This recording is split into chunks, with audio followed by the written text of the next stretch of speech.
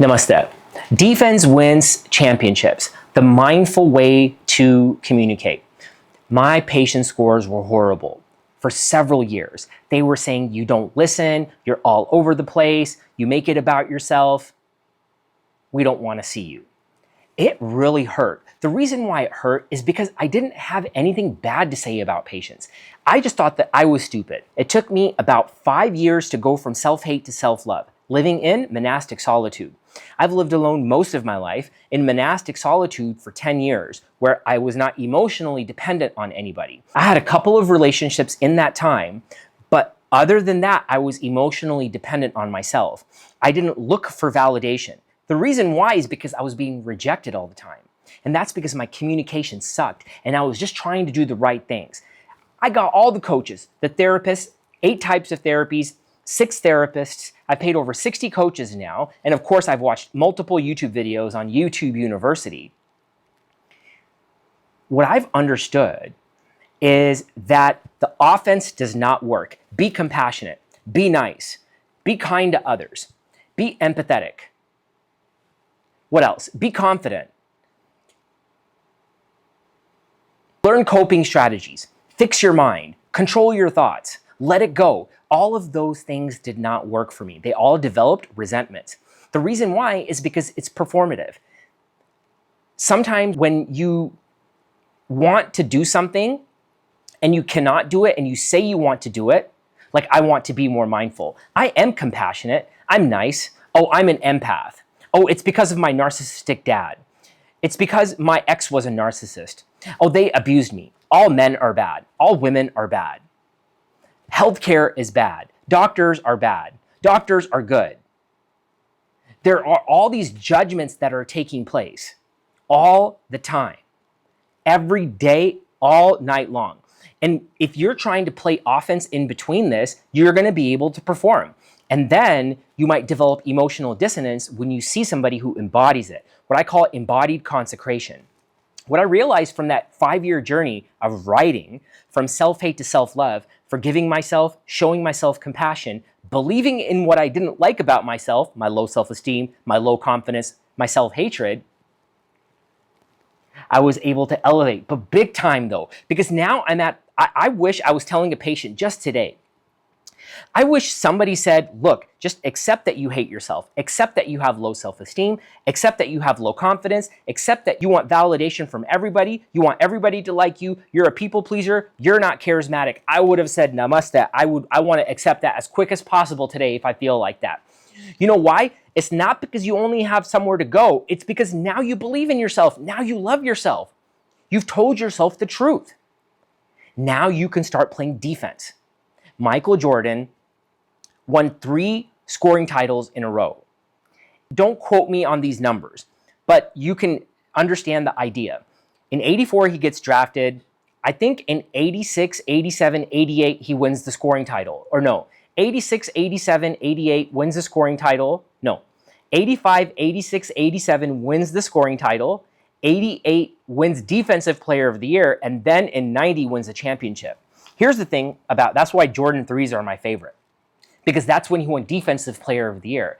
Changed everything, right? Stealing, blocking. I mean, imagine that. That's where they say defense wins championships. What did he do? He started breathing at the free throw line, mindfulness. Started being more aware, being more present. Everybody said that he's an enigma. Why is that? It's because he's present. They're like he's intense because he's not absent-minded. He's just there. He's just present. You hear about Phil Jackson talking about Zen, being the Zen master. What is that? It's mindfulness.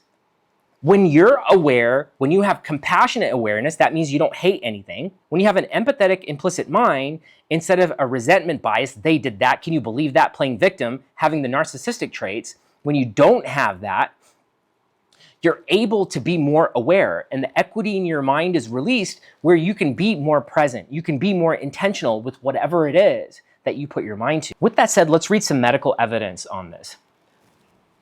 Mindfulness and prefrontal cortex. Research shows mindfulness training strengthens the prefrontal cortex's regulation of the amygdala, reducing emotional reactivity.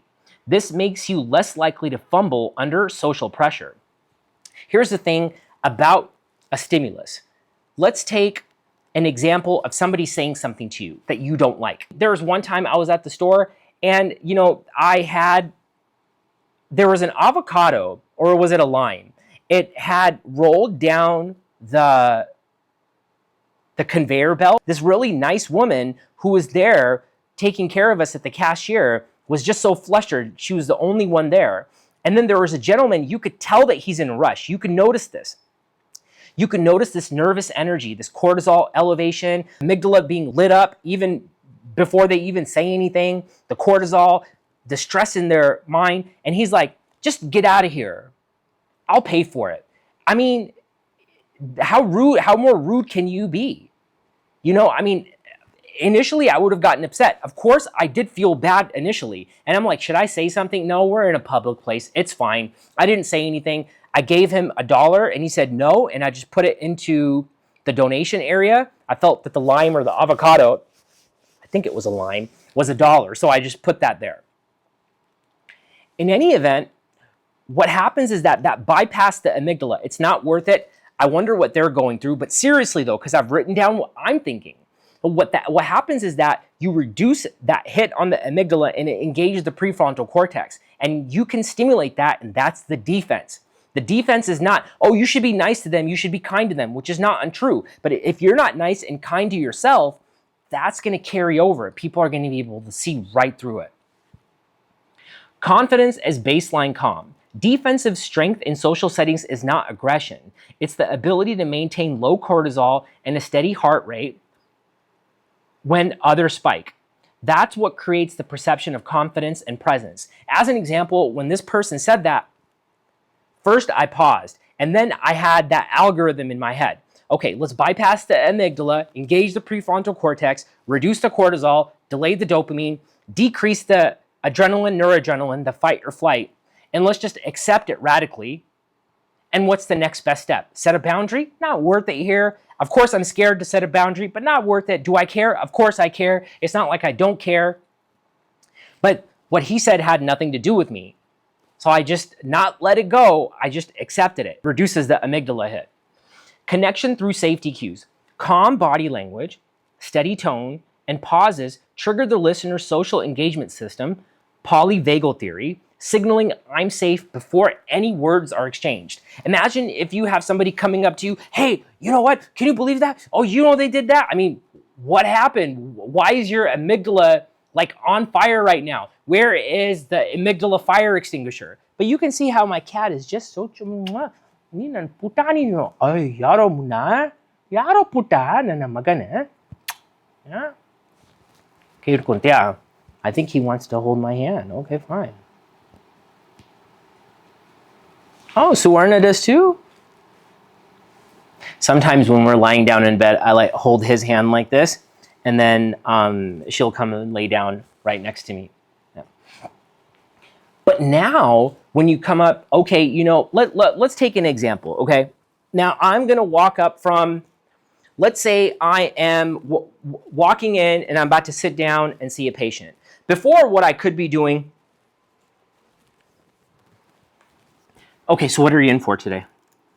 You could see my body posture here. My feet are kind of, scrunched in here. My hands are down here, and then I have like 33 tabs open. Now what am I doing?